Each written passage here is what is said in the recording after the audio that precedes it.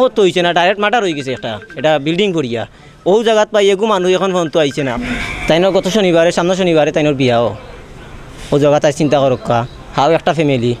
কোনো ধরনের হেল্প করেন নাই কেন আমরা লাস্ট এখান থেকে বার করতাম কোনটা করতাম, কোনো হেল্প আমরা তারা করেন না। আর লাস্ট সাফা খাইছে 10টার দিকে, কোনো খবর আন্তর আমরা কোনো কিছু জানাই না।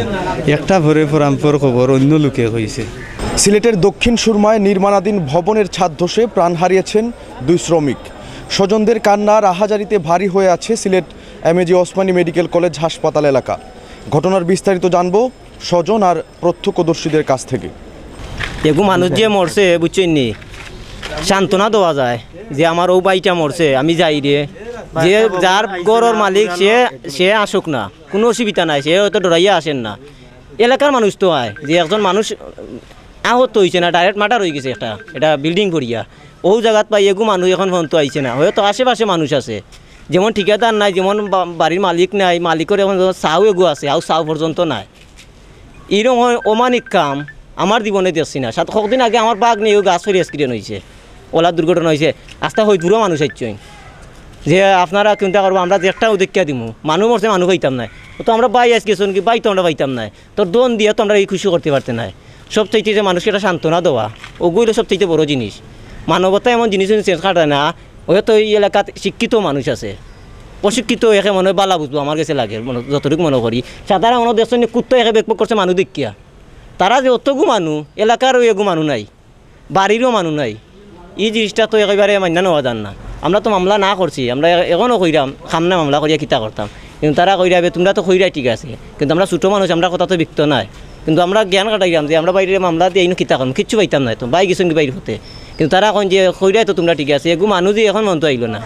তো বাদে আমরা কইতাম কোনা মরছে, হাসা কথা তা বাদে আমরা তো কেউ হইতাম না, ইগাত কেলে কইব তোমরা কই আমরা পয়সা যাই না কোনটা যাই না কোনা মরছে, আনতে তোমরা এগু মানুষ চিন্তা মানুষ দিলে কাটি অত অনেক কিছু চিন্তা করিয়া তখন তারা মামলা লেখাইছে। তখন জানি না ভাই যে পোস্টমর্টম হইব কি না, সঠিক আমরা এখন পর্যন্ত তা কোনো তথ্য পাইছি না, সেগু পরে বিস্তারিত বুঝা দেব ভাই। তার আমরা যে ঘটনা হয়েছে গিয়ে আপনার খামাল বাজার বেটুয়ার মুখ তাই সাটারিংয়ের মাঝে আসলা, সাটারিংয়ের মাঝে পবন দোষিয়া 7 দোষিয়া তারা উপরে পড়ছে, উপরে ফুটিয়া তাই মারা গেছেন। বয়স আনুমানিক হইল কি নাম নুর ইসলাম, বয়স আনুমানিক 30 বছর। আর তার হইল কি মোল্লারগাঁও ইউনিয়ন, গ্রাম হইল কি হাজরাই গ্রাম, হাজরাই মাঝপাড়া গ্রাম, তানোর বাসা হাজরাই মাঝপাড়া।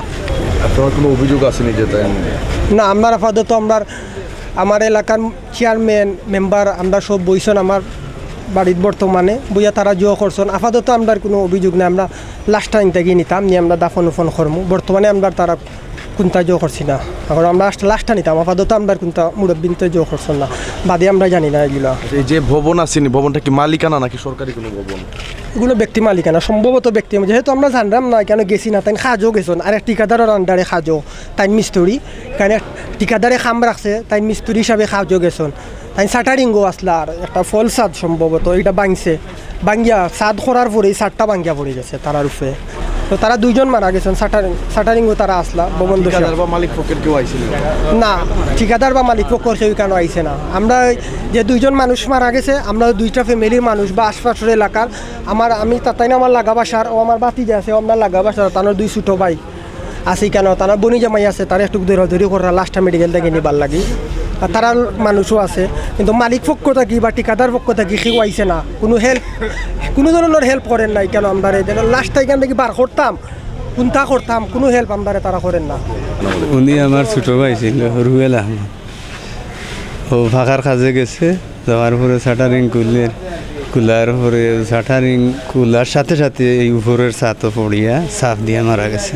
আচ্ছা, এটা কি কোনো বাসা ছিল নাকি কাজ করতেছেন? এটা বাসা ছিল না, উনি অন্য লোকের বাড়ি ছিল, বাসাও বুঝছেন। তো বাসা ছিল, তো ওখান তো আমরা একটা খবর পাইছি যে 2 জন লোক মারা গেছে, আর আমার ভাই জীবিত অবস্থায় আইছে ওসমানী মেডিকেল।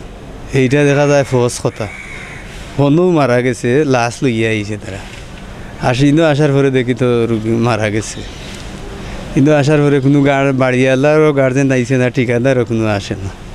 তখন আমরাও লইয়া দৌড়াদৌড়ি করি আর বুঝছেন। বাড়িওয়ালাও আইলো না, ঠিকাদারও আইলো না, এর জন্য আমার অভিযোগ।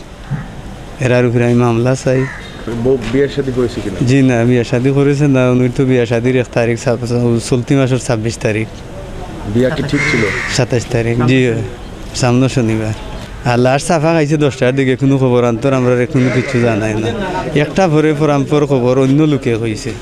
ভবন নির্মাণে অসাবধানতার নানা ত্রুটির কারণে নির্মাণাধীন ভবনের ছাদ ধসে শ্রমিক মৃত্যুর ঘটনা ঘটছে হরহামেশাই। সিলেটের এমএজি ওসমানী মেডিকেল কলেজ হাসপাতাল থেকে নিবেন্দু তালুকদার, সিলেট ভিউ।